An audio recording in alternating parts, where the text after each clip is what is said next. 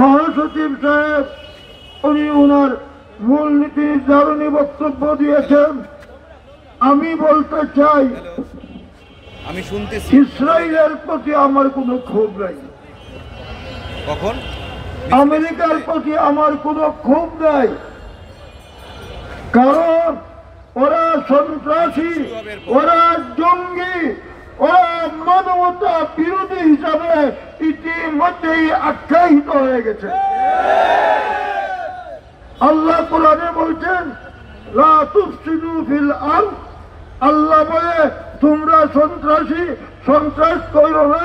তারা বলে না, আমরা তো সন্ত্রাসী না, ইন্নামা নাহনু মুসলিহুন। আল্লাহর ঘোষণাকে তারা চ্যালেঞ্জ করে এসেছে 15 বছর পূর্বে, 1500 বছর পূর্বে। আল্লাহ বলেছেন ওয়াবাউ বিগাযাবিন মিনাল্লাহ, এরা আল্লাহর গজব, আল্লাহর লানতকে সঙ্গে নিয়েই ঘুরে ফিরে বেড়াবে। এই অবস্থায় তাদের চলছে।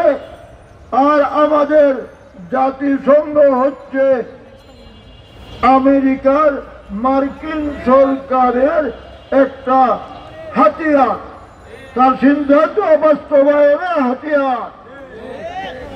তাই এদের কাছ থেকে চাওয়ার কিছু নাই।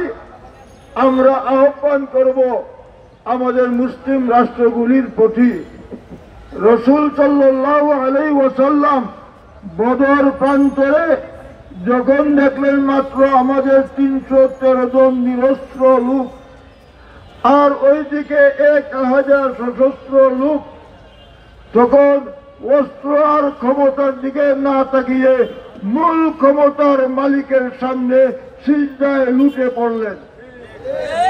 এই সিজদার বিনিময়ে আল্লাহ তাআলা সেই বদর প্রান্তরে মুসলমানদেরকে বিজয় দান করেছিলেন।